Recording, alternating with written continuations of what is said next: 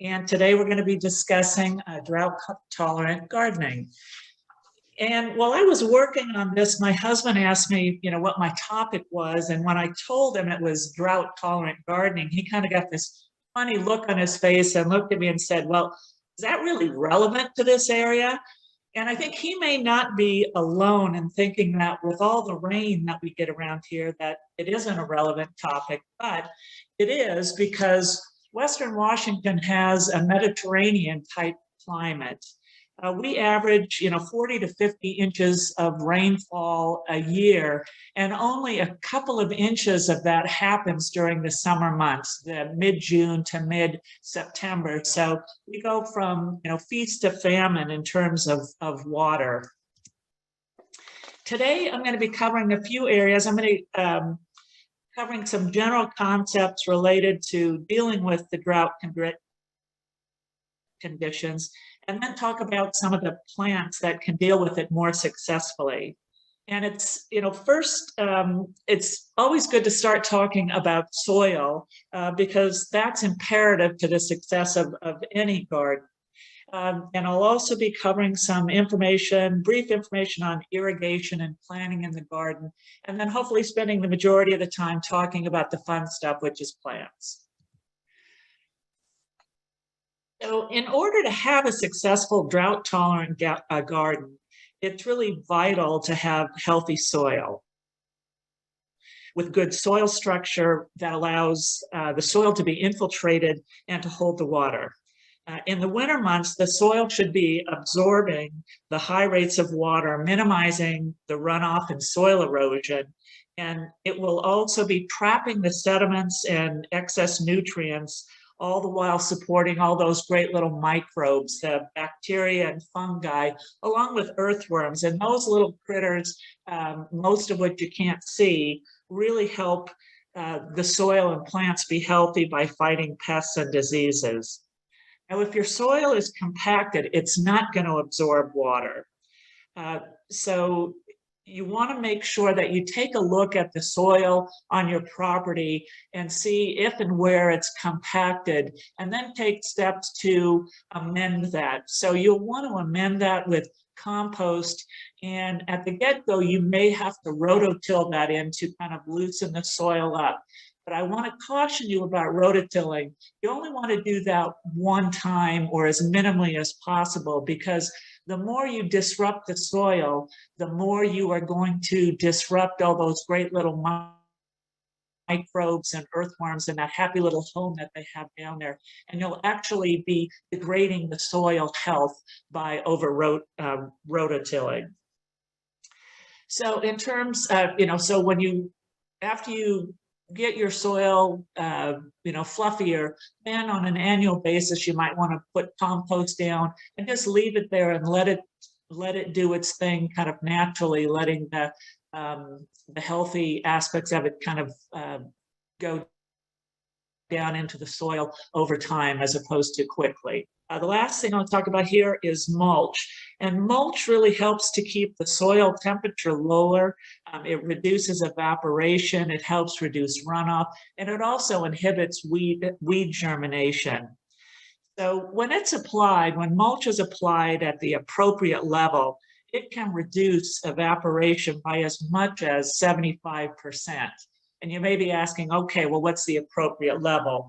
Well, on a fine to medium bark, you want to put a 1 to 2 inch layer of mulch. If you've got arborist wood chips or the larger nuggets of bark, you want to go 2 to 3 inches. And it's also the best time to put mulch down is kind of late winter, early spring, when the soil has all the water absorbed into it. So you want to keep that water in there from evaporating. And it also is the best time to help kind of limit that weed seed germination.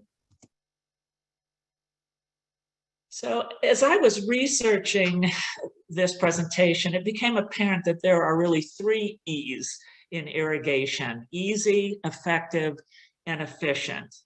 And water is easy to take for granted in our country. Water flows from our faucets at the touch of a lever or a twist of a hose bib.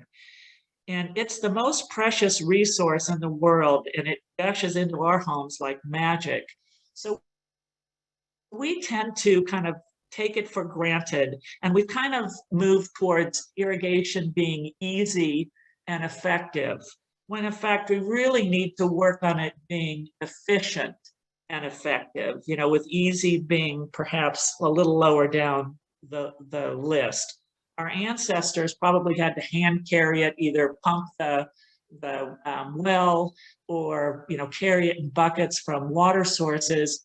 So they learned how to make it more efficient while being effective, because by doing so, it actually made it less work for them. They wouldn't have to go down so many times. So you can learn by going back in time on some of the tricks that they perhaps learned. And most of us are using more water than we need.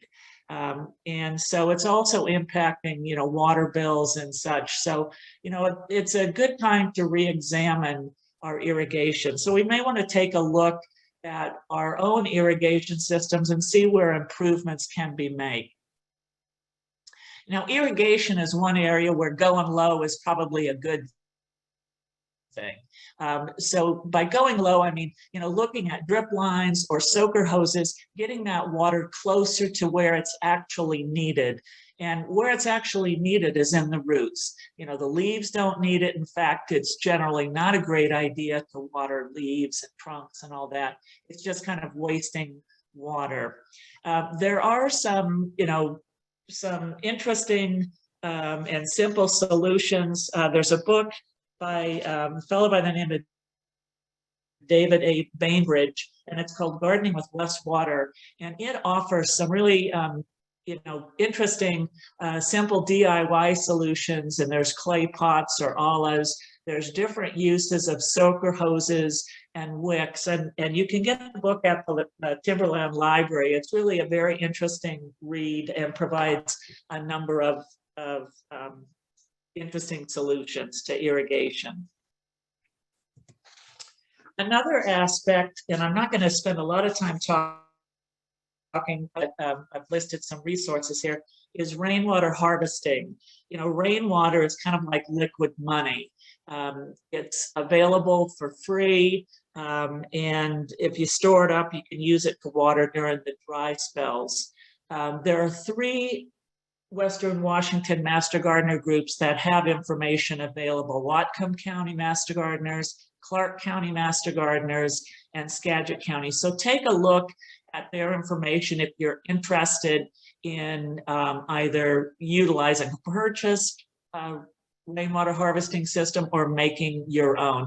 The one caveat, if you're using a rain barrel that's coming off a roof, you probably don't want to use that for vegetable gardening, because the roof water carries toxins like zinc and lead.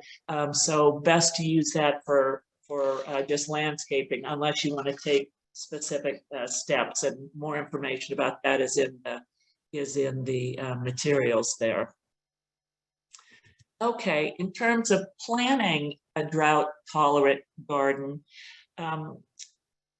you want to plan the design so that your plants are grouped in zones based upon their water usage. It's really kind of a follow-on to the basic tenet of right plant, right place. By grouping the plants, you are not overwatering some plants and underwatering some. You're giving those plants the amount of water that they need without wasting water. And you want to group it into kind of high, moderate, and low water use. And in grouping the high water use, some of the plants that would be considered high water use are annuals, vegetable gardens, and lawns. In the moderate water use, you've got a number of shrubs and your herbaceous perennials. And then the low water usage will be some of the plants I'm talking about today, along with native plants. If you're lucky enough to have native plants on your property, you kind of already know that they don't require a lot of extra water usage. Another trick is that you want to have your high water usage plants located closer to the house or located closer to your water source to make it just a little bit easier to get the water there. The other thing I want to talk about in terms of planning the garden, if your property has slopes on it, be mindful that they tend to shed water more quickly and are therefore drier because, well, gravity, I mean, water flows downhill. So you want to either consider terracing the slope or putting in low water usage, perhaps ground covers on that hill. And you want to think of terracing as kind of creating giant steps, going up the hill. And what it does is it creates flat surfaces that allow rain and irrigation. It allows them time to soak in rather than running straight down the hill. And another benefit of terracing, if done, such that it can create a more usable space in your yard. It can take that slope and turn it into a more, hospitable space to hang out in. So what is a drought-tolerant plant? Well, horticulturists define drought-tolerant plants as those that can withstand a moderate period of limited moisture. And while they may not prefer periods of hot, dry weather, they can withstand them, meaning they're not going to die. Now, that should probably be caveated because it should state that established drought-tolerant plants can withstand the periods without moisture. You can't pluck a drought-tolerant plant in the ground and the first year think it's going to be drought-tolerant. It needs to be established, meaning it needs to be watered on a regular basis for a year or two so that the roots can establish, and then it will be considered drought-tolerant. And also keep in mind that even drought-tolerant plants will need water in times of extreme temperature, like last year's heat dome in June. They also might need some extra, shading, just like other plants, to be protected. So now, some of the common characteristics of plants that are considered drought-tolerant. Some of the things that make them able to tolerate long periods of drought. All plants transpire. They release water from their leaves to cool themselves. And those adapted to grow in dry places have physical traits that minimize the water loss. And these characteristics are common to many drought-tolerant plants.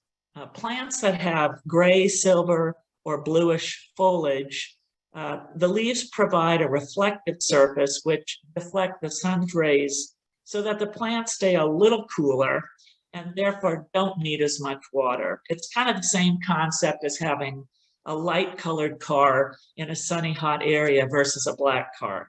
The darker colors retain more heat.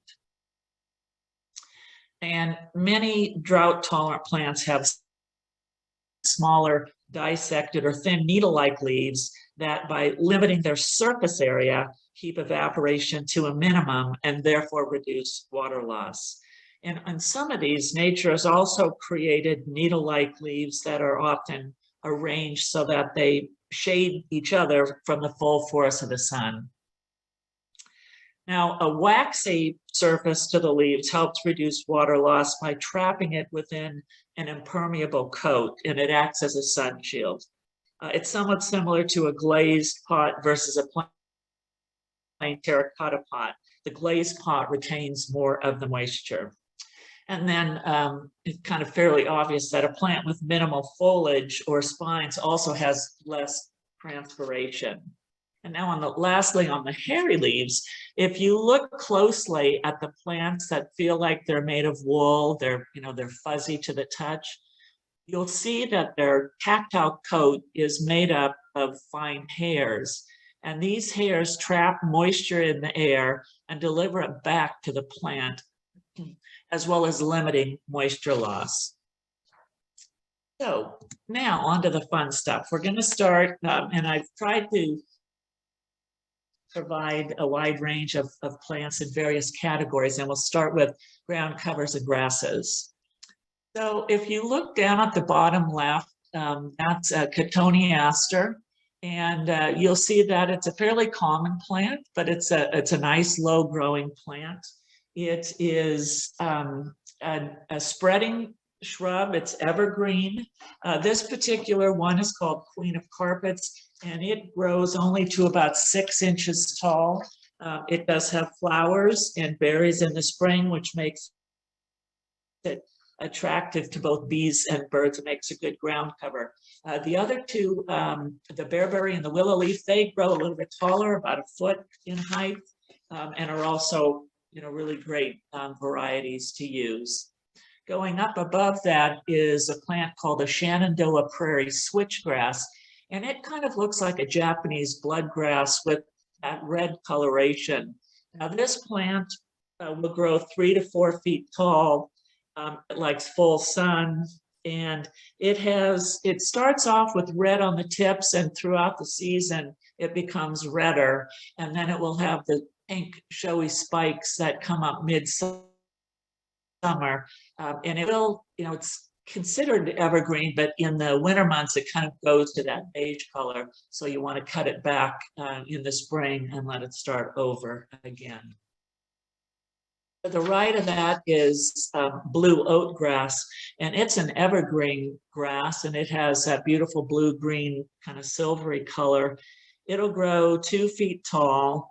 It's also full sun. It is resistant to deer, and it adds a nice kind of architectural touch into a garden. Down below that is a cute little plant that I wasn't really familiar with, but it's so cute that I had to add it. This is called a mouse plant. It is a perennial, it's deciduous, and it's considered spreading, but it doesn't really spread too terribly far. It's not invasive. And in the spring, it will grow those cute little flowers that look like little mice with their long tails. Now, it does die back in the summer, and it's a shade-loving plant, so it can go, under tree canopies and provide some interesting spring interest. A couple of more low growers. Down on the bottom left is the evergreen redwood sorrel, Oxalis oregana, which kind of has a clover look to it. It has pink flowers in the spring. It does well in light to deep shade. You want to make sure that you're getting the evergreen redwood sorrel. There is a deciduous plant, and it is considered to be much more invasive. And it's just a great little plant. Also, keep in mind sedums, and sedums come in a variety of colors as shown here. The purple tepage is up in the left, and the leaves are green with kind of a purple tinge to them. The raspberry red is more green leaf. And then you've got the blue spruce stonecrop. So you've got a variety of sedums that will do very well in this area. And also a plant, it's not actually a sedum, but hens and chicks will do well as also. That's not a sedum, it's actually a sempervivum, but it creates really nice texture with the varying sizes of rosettes on the plant. So now that we're getting close to spring, I thought it'd be a good idea to talk about some drought-tolerant bulbs. And the bulbs for sun, if you think about bulbs that naturalize, the bulbs that naturalize are the drought-tolerant bulbs. So crocus, which bloom in the spring, and those come, you can get crocus in white, yellow, purple, or purple stripe. There's a really nice purple striped one that's a little more unusual, and it's called King of the Stripes. These help attract bees early in the season and are just, easy maintenance. There's also the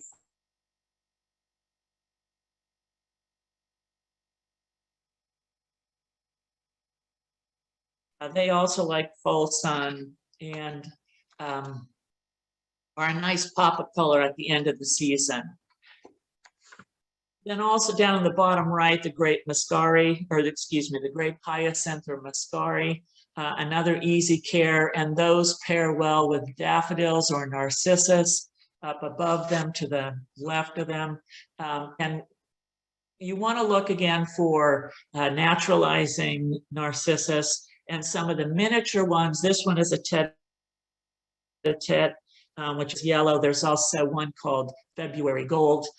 There's a Jack Snipe, which is white with yellow. Now, if you're interested in some of the larger daffodils, there's a Mount Hood, which is white, and a Saint Cavern, which is yellow. And so just look for naturalizing daffodils and you'll be golden. To the right of that, we think of tulips, the Skagit Tulip Festival, and, those that we get at the, nurseries or big box stores. Most of those are hybrid tulips, and they don't naturalize particularly well. I can't, recall the number of times I've, put them in and then taken them back, and it's kind of a pain to get that beauty for the month that they bloom. But if you go for a species tulip, species tulips will come back. They will naturalize. They tend to be a little bit smaller than the hybrid tulips, but they come in a wide variety of colors and different shapes. And in fact, the current edition of Fine Gardening has an article on species tulips. And they are sun-loving. The daffodils and the great muscari, they will tolerate a little bit of shade, but the crocus, the tulips, and then the allium are sun-loving. The allium, which is down the smaller picture on the left, it's in the onion family. That blooms a little bit later. It blooms beginning of summer, end of spring, beginning of summer. And that is known for those big globes of flowers. It's a taller plant. It'll grow about 3 feet tall, some up to 4 feet tall. This particular one is called the Globe Master, and it does very well in our area.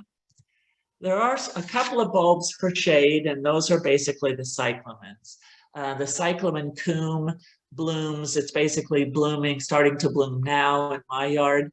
And that comes in, reds, pinks, whites, and a little purpley. And then in the fall, you've got the cyclamen heterofolium, the ivy leaf. And those, I think, tend to be a little bit larger bloom. And those comes in the pinks and the whites, and have both varieties have, interesting foliage, or can have interesting foliage with the variegation.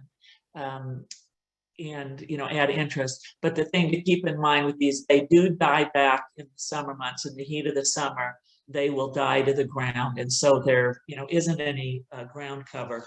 But these are both good under a tree canopy where other things, you have difficulty growing other things. These will grow there.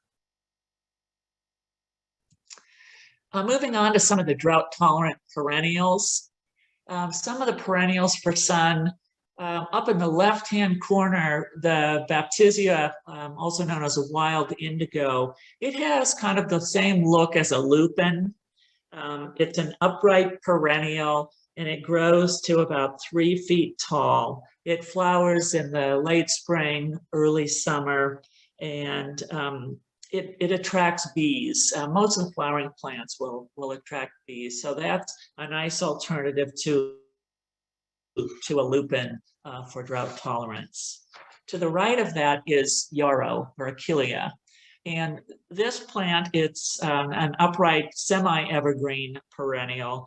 It grows 2 to 3 feet tall. And you can get this plant in pink, in yellow, white, and also kind of an orangey gold color. And it, I see this growing on the side of the road, so I know that it's drought tolerant. It will do well in both full sun, and it will take a little bit of shade. It also attracts bees and butterflies. It has a nice little landing spot for butterflies with that flat surface.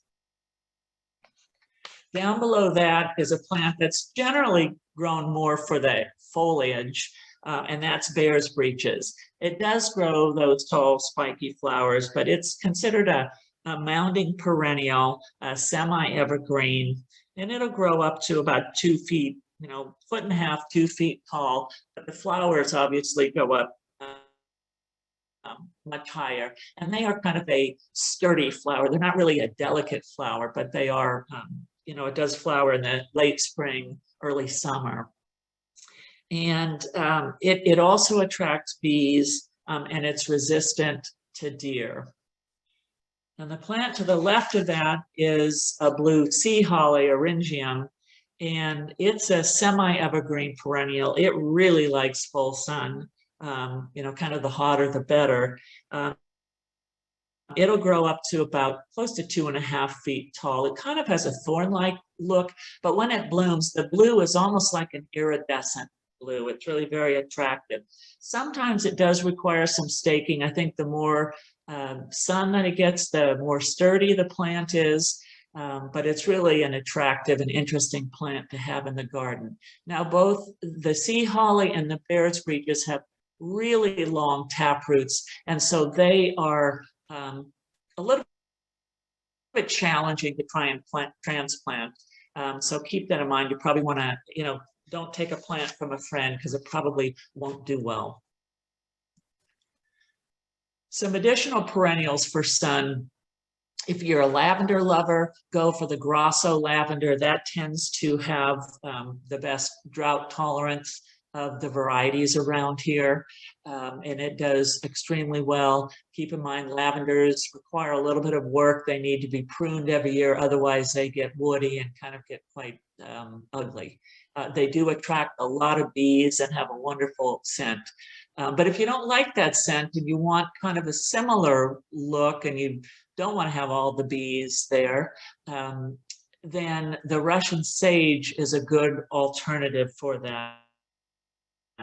It's a deciduous perennial. It will grow up to about 4 feet. It's a little wispier, a little less compact, if you will, than the lavender, but it provides kind of the same color flowers. And it is also resistant to deer like the lavender is. You'll notice, a lot of these plants, tend to be blues and not as much color variety. So if you're wanting more color variety, one of the things that will bring that is the sun rose. And the sun rose, which is down on the bottom right, it is a spreading perennial. The plant height is about 1 foot high, and bees and butterflies like it. And this you can get in, bright pinks, oranges, yellows, apricot, white. So it provides a little bit more color varieties than some of the other perennials. And it has that gray foliage. And it also, like I said, I think it attracts bees and butterflies. On the bottom left is, and I throw this in here with a little bit of trepidation, it's euphorbia or Mediterranean spurge. Be careful when selecting euphorbias. You want euphorbias that kind of grow in a clumping format. There are some euphorbias that are, like little individuals, and they are pretty invasive, and you'll regret it once you do it. But look for some of the clumping ones. A Humpty Dumpty is a good variety. That's a dwarf Mediterranean. And John Tomlinson, a little bit taller. And, there are some that are more clumping that you'll be happier with. The other thing about euphorbia is you always want to make sure you're wearing gloves when you're pruning it or dealing, weeding around it or what have you. It creates a milky sap that, trust me, I know this from experience, if you get it in your eyes, it is extremely painful. And I know somebody who actually went to the hospital after getting it in their eyes, and it can also irritate the skin. But it is, it provides an interesting texture in the garden, if I haven't scared you off too much. There are fewer perennials for the shade in the drought tolerant category, but some of the hybrid hellebores, I think partially because they bloom now in the raining period, and in the summer, it's more down to those kind of waxy structured leaves, but they are more drought tolerant, as is the red baneberry. And now the red baneberry is an interesting plant. It's a clumping perennial. It will grow to about 2 feet tall, and it has flowers in the spring, some cream flowers, and then it will create these red berries in the summer. And it's attractive to both bees and butterflies. The evergreen Solomon seal down below that is attractive to bees. It does have white flowers in the spring, but I think it's more known for the shape and the foliage. It's kind of a tall plant. It's an evergreen perennial. It will grow to about 1.5 feet, and it really looks lovely in a woodland garden. Now moving on to some of the shrubs. We're going to start with some small shrubs. And the first one is really an interesting shrub. It's called the topiary hebe. It has a really interesting leaf structure. It's an evergreen shrub. It's 4 feet tall, thereabouts, 4 to 5 feet, and it likes full sun. And it just really kind of is a unique plant. You don't see it a lot, and so it's kind of a nice addition. Below that is yucca. It kind of gives more of a tropical feel. It's no surprise that it's drought tolerant.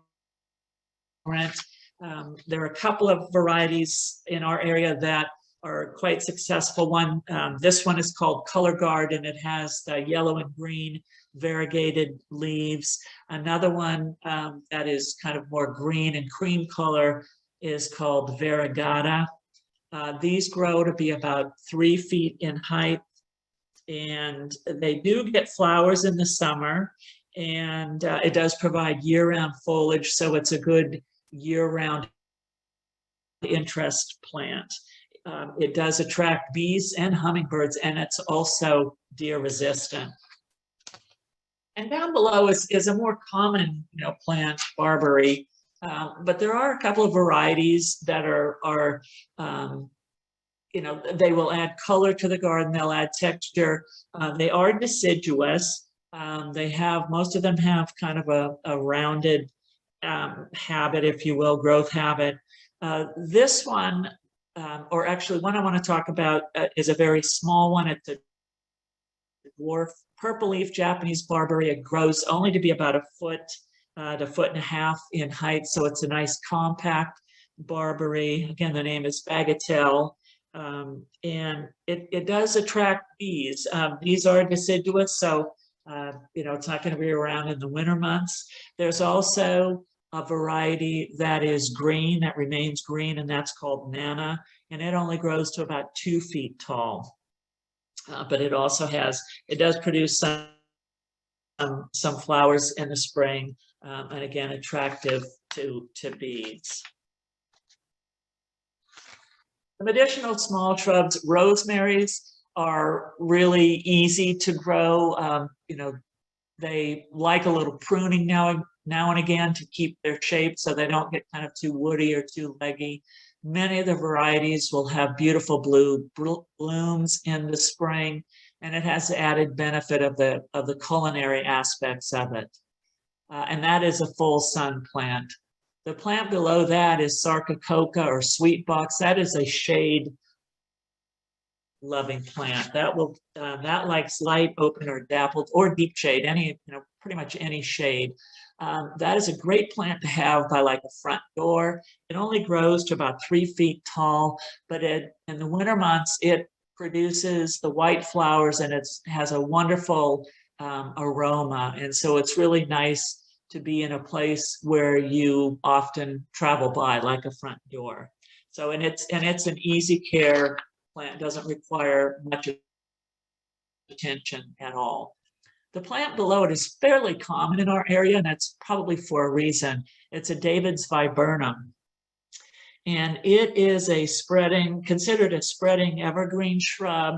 It grows like 3 to 5 feet.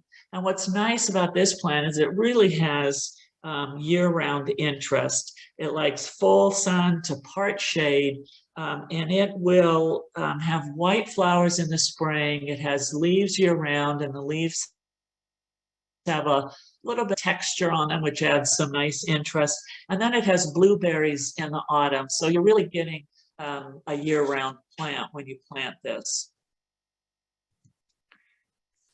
Moving to some of the larger shrubs, if you're a rose lover and want roses in your yard and you don't have deer, you want to tend towards the old-fashioned shrub roses. They've been around for a long time for a reason. And so you want to tend towards the old-fashioned.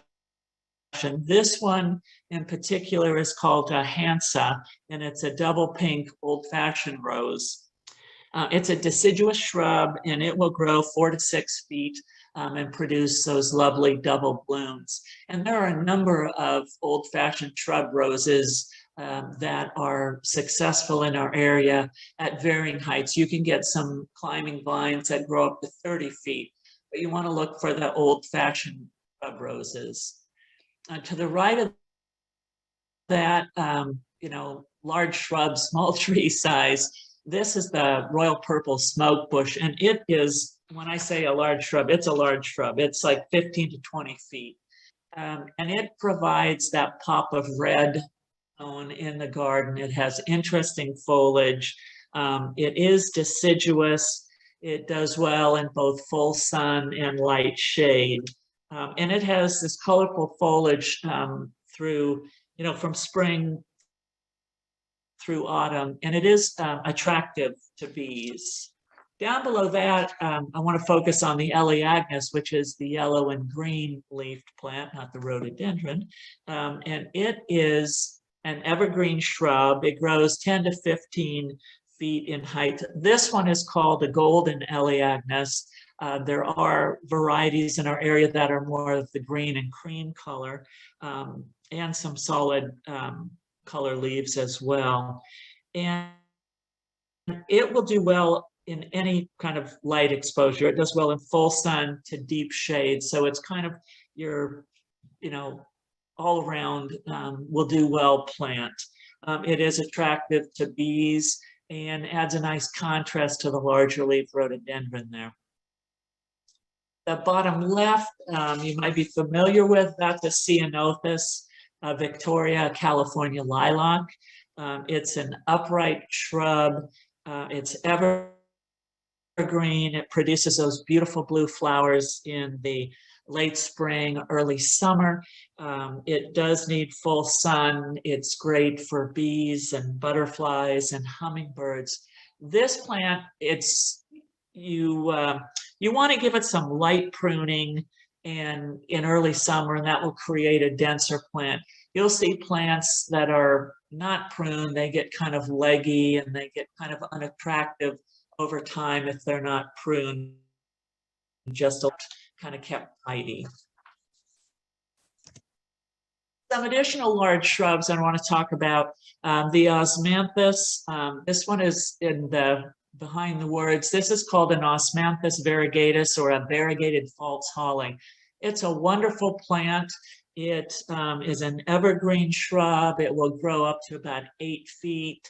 It doesn't require any pruning unless you want to shape it. I had to shape this one because it was a kind of incredible way. It is just really easy care and a really lovely plant. It will grow in full sun or light to deep shade. So another kind of all around, conditions type of a plant. In the osmanthus family, there's also a purple leaf false holly. So if you want more of a purple look, you can go that route. And there are a couple of other osmanthus that are successful in our area that look, one looks more like an olive plant, olive tree leaf type thing, and it's called a sweet olive.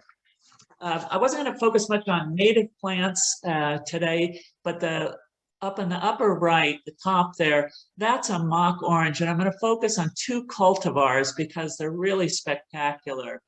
The first one I want to talk about is called Natchez. Now, the mock orange, which is a Philadelphus plant, it's a deciduous shrub. The mock orange, the Philadelphus lewisi, is a native, but these other cultivars have really spectacular blooms. The Natchez has really attractive blooms.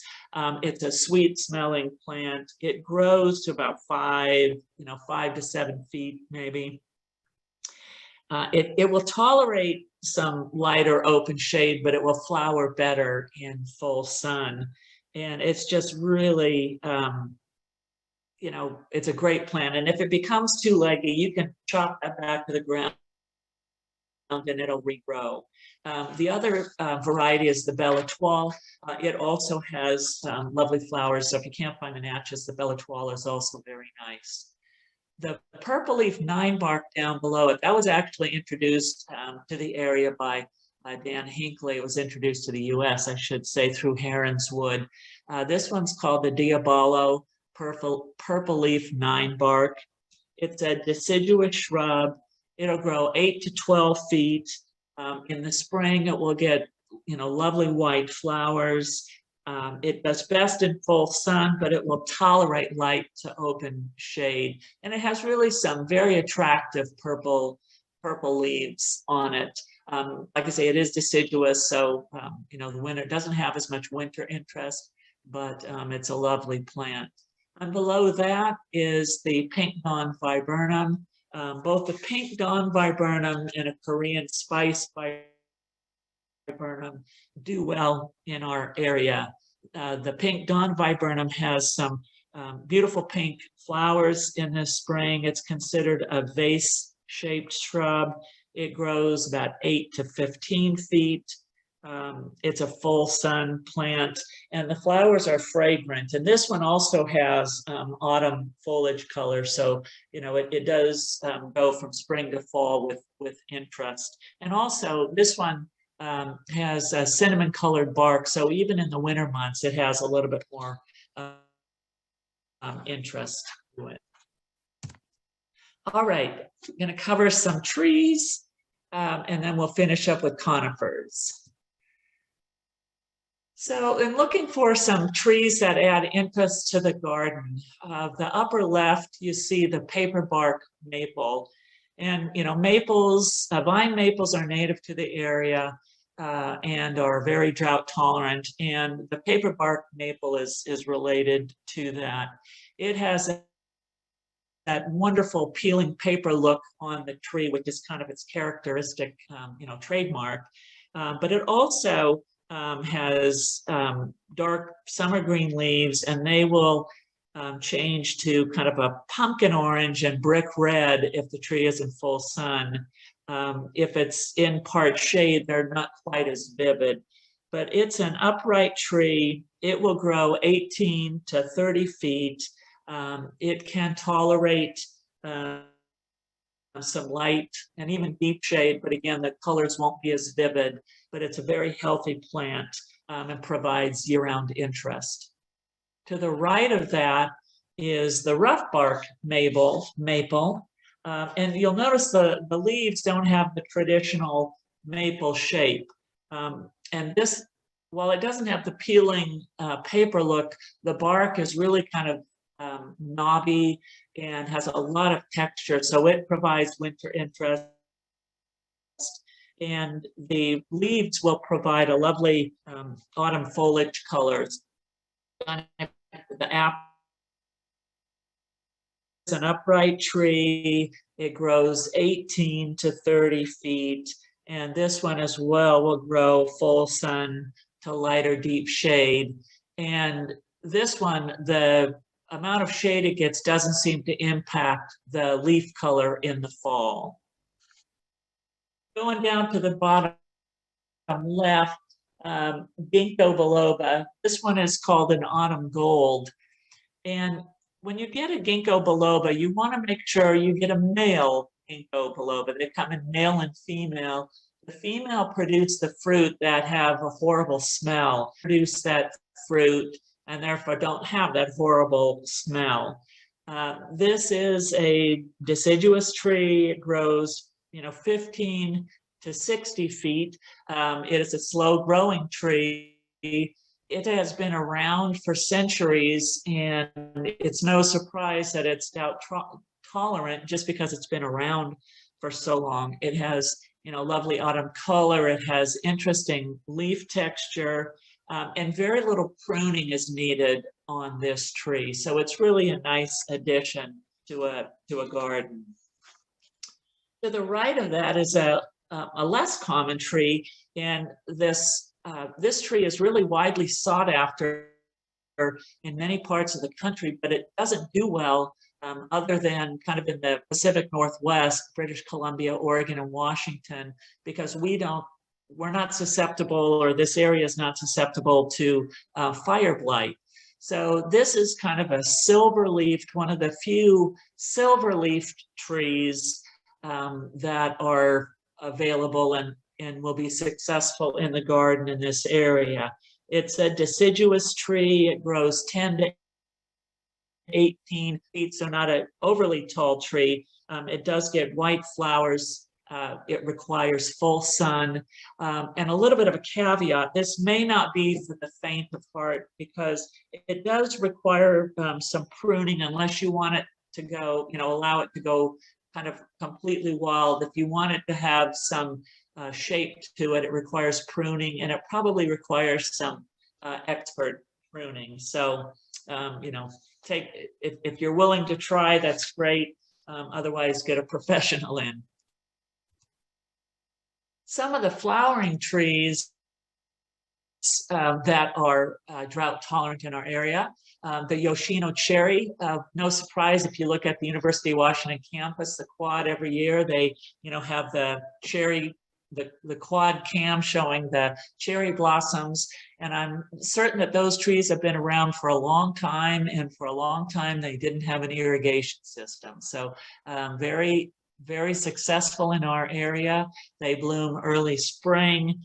They will get anywhere from 15 to 25 feet over their life, and they bloom kind of in the mid to late spring.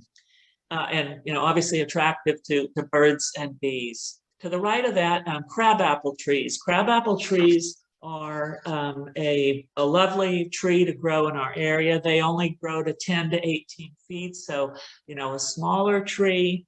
And they are most disease resistant in full sun. They have white flowers on them. This particular variety is called Sugar Time, but there are a number of varieties that are successful in our area. And this is also, spring blooming. Down below that is a tree called the Chinese fringe tree, which is a little less common. And this actually blooms in the summer months. It grows 12 to 15 feet tall, so it's not an overly tall tree. It has a rounded habit. It's deciduous. It does best in full sun. And the male tree flowers more heavily than the female, but then the female tree produces attractive clusters of black, bluish berries in the late summer. And so it's really an interesting tree to add to a garden. Now, last but not least, we'll talk a little bit about conifers and some of the conifers that are successful in our area and interesting. On the top picture is a Blue Mountain plum pine. And I picked this one because I kind of get sick of seeing junipers all over the place. And this would be kind of an alternative to a juniper. This one's called a blue gem. It is a spreading conifer. It's evergreen. It grows to about 4 feet tall. It does well in full sun to light or open shade. And it really has an interesting foliage, and it looks great year round. And it, the new growth comes out kind of a bluish, greenish, and then it kind of uh, deepens in tone as the summer progresses. So it's really kind of an interesting, more unique plant to put in a low growing situation. The plant below that is a Japanese umbrella pine, and it's really a cool plant. The needles of this plant kind of resemble the ribs of an umbrella around its stems. It's a very slow growing, and it's not really, it's not a true pine tree. So it's a, I'm not even going to attempt that. Cyadopodes, I believe is how that's pronounced. It grows in light or open shade, very slow growing. In 10 years, it'll be about 7 feet tall. It will grow up to about 30 feet tall over time, but I think that will take quite a long time. It's about 3 feet wide. It will grow to 10 feet wide at maturity, but it's a really lovely plant and provides a lot of interest because it's more unique.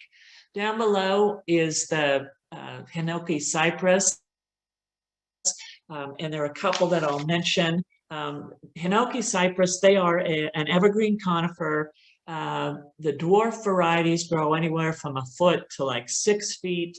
The dwarf Hinoki cypress, Nana, grows to about a foot at 10 years and 2 feet, over the life. So it's a very small mounding plant, very attractive kind of needle structures there. It will do well in full sun or light to dappled shade. There's another variety of a dwarf Hinoki cypress, and it's Manna gracilis, and that one will grow up to 6 feet. So make sure, if you're buying one, make sure you're looking and getting the one that you want, because the names are very similar and oftentimes they get confused. Going to some of the larger conifers, some interesting trees. I love the weeping Alaska yellow cedar. It is a great plant. It's a columnar evergreen conifer, and it will grow between 18 to 35 feet. One of the good things about this plant is it doesn't take up as much space in the garden. It provides a wonderful interest with the weeping and the kind of wonky branches there. It will do well in full sun or light to open shade. To the right of that on top is a Caucasian spruce. And I put that in, you'll see a lot of Colorado blue spruce in the area, and they are beautiful trees when they're healthy. They are susceptible to fungal problems. There's 3 different types of fungal problems. And once they get a bad spot, it ain't coming back. So rather than having that, and also they're very, if you get poked by some of the needles, they're pretty spiky and can be painful. The Caucasian spruce is a large tree. It doesn't have kind of the painful, sharp needles. It is a dark, lustrous green. It doesn't have the blue-green color, but it's a beautiful tree. It's a pyramidal conifer, and it will grow 10 feet at 10 years up to 60 feet. And it's a big tree. And it does well in full sun. Below that is another type of spruce, and that's called Apendula bruns weeping Serbian spruce. This is another great plant for small spaces. It provides wonderful interest in the garden. It has a strong resistance to insects and diseases. It will grow between 8 and 30 feet, over its lifetime, and doesn't take up, the width at maturity is only about 6 feet. So it's not taking up the space, but it's adding a lot of interest, a lot of bang for the buck. And it is resistant to deer. And it's also, it kind of has, it can get a kind of curvy shape, and it almost looks like a Dr. Seuss tree. And lastly, the Irish yew. If you're looking for a plant, something other than arborvitae for a hedge, the shoe, this fastigiata, really interesting needle shape. It's a little bushier than an arborvitae, a little more unusual, and it will do well without a lot of extra water once it's established. It grows 8 to 20 feet, and it can get quite wide.